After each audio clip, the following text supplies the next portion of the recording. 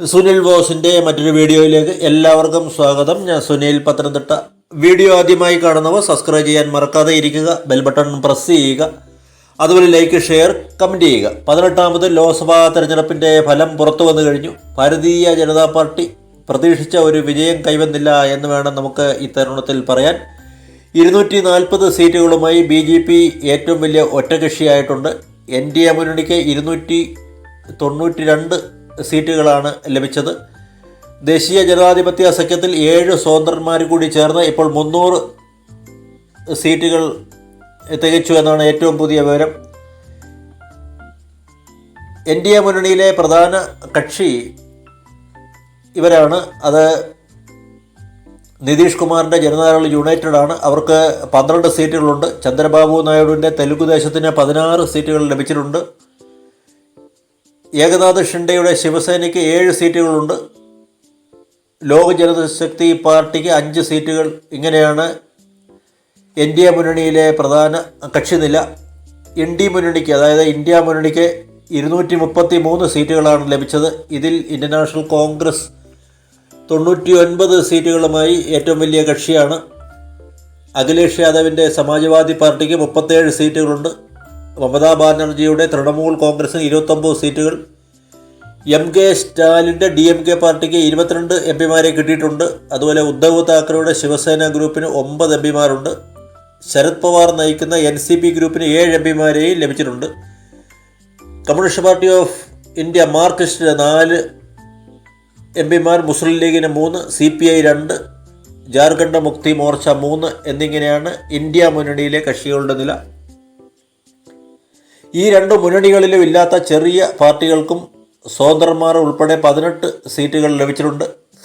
ഹൃദയഭൂമിയിലുണ്ടായ തിരിച്ചടിയാണ് BJP നയിക്കുന്ന NDA മുന്നണിക്ക് സീറ്റുകൾ കുറയാൻ കാരണം. അതിൽ തന്നെ ഉത്തർപ്രദേശിൽ ആകെയുള്ള 80 സീറ്റുകളിൽ NDA സഖ്യത്തിന് 36 സീറ്റുകൾ മാത്രമേ നേടാൻ കഴിഞ്ഞുള്ളൂ. ഇതിൽ തന്നെ BJPക്ക് 33 സീറ്റുകൾ മാത്രമേ ലഭിച്ചുള്ളൂ. ഇവിടെ ഇന്ത്യ സഖ്യത്തിന് 43 സീറ്റുകൾ ലഭിച്ചു.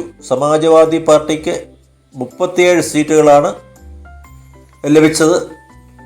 ജവഹർലാൽ നെഹ്റുവിന് ശേഷം തുടർച്ചയായി 3ാം തവണ പ്രധാനമന്ത്രിയാവുകയാണ് ശ്രീ നരേന്ദ്രദാസ് ദാമോദർദാസ് മോദി എന്ന നമ്മുടെ മോദിജി. ഛത്രപതി ശിവാജി സ്ഥാനമേറ്റ് ഹിന്ദുരാഷ്ട്ര പ്രഖ്യാപനം നടത്തിയതിൻ്റെ 350ാം വാർഷികം വരുന്ന ജൂൺ 8 ശനിയാഴ്ച ആയിരിക്കും സത്യപ്രതിജ്ഞ നടക്കുക എന്നാണ് ഏറ്റവും പുതിയ വിവരമായിട്ട് നമുക്കിപ്പോൾ കിട്ടുന്നത്. രാഷ്ട്രപതി ഭവനിൽ ഇതിനുള്ള ഒരുക്കങ്ങളും തുടങ്ങിക്കഴിഞ്ഞു. 2014 BJPക്ക് 282 സീറ്റുകൾ നേടിയിരുന്നു. 2019 303 സീറ്റുകൾ നേടി. BJP ഒറ്റയ്ക്ക് ഭരിക്കാനുള്ള ഭൂരിപക്ഷം നേടിയിരുന്നു. ഇതാദ്യമായാണ് മോദിജിക്ക് ഭരിക്കാൻ സഖ്യകക്ഷികളെ കൂട്ടുപിടിക്കേണ്ടി വരുന്നത്. ദേശീയ ജനാധിപത്യ സഖ്യത്തിലെ പ്രധാന കക്ഷിയായ ചന്ദ്രബാബു നായിഡുവിൻ്റെ തെലുഗുദേശം, അതുപോലെ JDU നേതാവ് നിതീഷ് കുമാർ, ഇവർക്കെല്ലാം ദേശീയ രാഷ്ട്രീയത്തിൽ വലിയ പ്രാധാന്യം കൈവന്നിരിക്കുകയാണ്. ഈ 2 കക്ഷികൾക്കും കൂടി 22 സീറ്റുകളാണുള്ളത്. BJPയുടെ കേന്ദ്രമന്ത്രിമാരടക്കം ചില പ്രധാന നേതാക്കൾ പരാജയപ്പെട്ടിട്ടുണ്ട്. ഇതിൽ UPയിലെ അമേഠിയിൽ ശ്രീമതി സ്മൃതി ഇറാനി പരാജയപ്പെട്ടത് BJPക്ക് വലിയ ഞെട്ടൽ ഉളവാക്കിയിട്ടുണ്ട്. അതുപോലെ കേരളത്തിൽ ആറ്റിങ്ങലിൽ V മുരളീധരൻ, തിരുവനന്തപുരത്ത് രാജീവ് ചന്ദ്രശേഖർ, അതുപോലെ അർജുൻ മുണ്ട, L മുരുകൻ, കൈലാഷ് ചൗധരി, അജയ് മിശ്ര തുടങ്ങിയ 13 കേന്ദ്രമന്ത്രിമാരാണ് പരാജയപ്പെട്ടവർ. കേരളത്തിൽ അമ്പരിപ്പിക്കുന്ന നേട്ടമാണ് BJPക്ക് കൈവന്നത്. അതിൽ തന്നെ തൃശ്ശൂരിൽ വിജയിച്ചുകൊണ്ട് BJP കേരളത്തിലും അക്കൗണ്ട് തുറന്നു. ശ്രീ സുരേഷ് ഗോപി തൃശ്ശൂരിൽ 74,686 വോട്ടുകൾക്കാണ് തൊട്ടടുത്ത CPI സ്ഥാനാർത്ഥി ശ്രീ VS സുനിൽകുമാറിനെ പരാജയപ്പെടുത്തിയത്. തിരുവനന്തപുരത്ത് വെറും 16,077 വോട്ടുകൾക്കാണ് BJP സ്ഥാനാർത്ഥി ശ്രീ രാജീവ് ചന്ദ്രശേഖർ പരാജയപ്പെട്ടത്. അതുപോലെ ആറ്റിങ്ങലിൽ കേന്ദ്രമന്ത്രിയും BJP നേതാവുമായ ശ്രീ V മുരളീധരൻ 3,11,779 വോട്ടുകൾ സമാഹരിച്ചു. വിജയിച്ച കോൺഗ്രസ് സ്ഥാനാർത്ഥിയേക്കാൾ വെറും 16,272 വോട്ടുകൾ മാത്രമേ ശ്രീ V മുരളീധരന് വ്യത്യാസമുള്ളൂ. ഇത് ഈ വീഡിയോ തയ്യാറാക്കുന്ന സമയത്ത് ഡൽഹിയിൽ NDA മുന്നണി ഘടകകക്ഷികളുടെ യോഗം നടക്കുകയാണ്.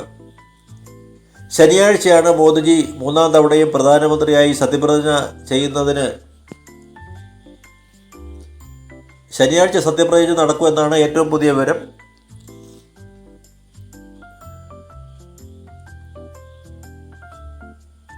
വോട്ടെണ്ണലിൻ്റെ തുടക്കത്തിൽ വളരെ വലിയ മുന്നേറ്റമാണ് NDA സഖ്യം കാഴ്ചവെച്ചതെങ്കിലും പിന്നീട് പല സംസ്ഥാനങ്ങളിലും പുറകോട്ട് പോകുന്ന കാഴ്ചയാണ് നമുക്ക് കാണാൻ കഴിഞ്ഞത്. UP പോലുള്ള സംസ്ഥാനങ്ങളിൽ BJPക്ക് വലിയ തിരിച്ചടി നേരിട്ടു. ഡൽഹിയിൽ 7 സീറ്റുകളും BJP നേടി. അരവിന്ദ് കെജ്രിവാളിൻ്റെ പ്രചാരണത്തിന് അവിടെ ഫലമുണ്ടായില്ല. രാജസ്ഥാനിൽ BJP തിരിച്ചടി കിട്ടിയ മറ്റൊരു സംസ്ഥാനമാണ്. അവിടെ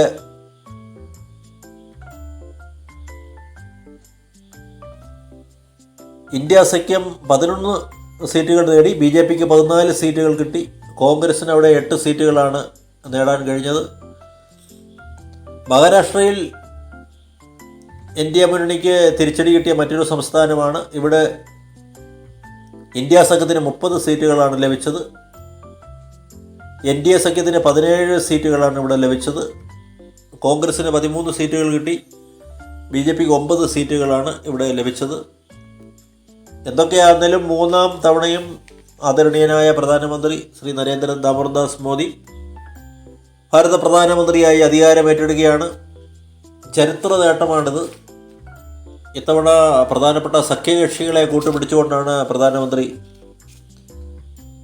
സർക്കാർ രൂപീകരിക്കുന്നത് എന്നൊരു വ്യത്യാസം മാത്രമേ ഉള്ളൂ. തെലുങ്കുദേശം പാർട്ടിയും അതുപോലെ തന്നെ നിതീഷ് കുമാറിൻ്റെ ജനതാദൾ യുണൈറ്റഡും പ്രധാന സഖ്യകക്ഷികളാണ്. ശനിയാഴ്ചയാണ് സത്യപ്രതിജ്ഞ ചെയ്യുന്നതാണ് ഏറ്റവും പുതിയ വിവരം. മറ്റൊരു അപ്ഡേറ്റുമായി കാണുന്നവരെ എല്ലാവർക്കും നന്ദി, നമസ്കാരം.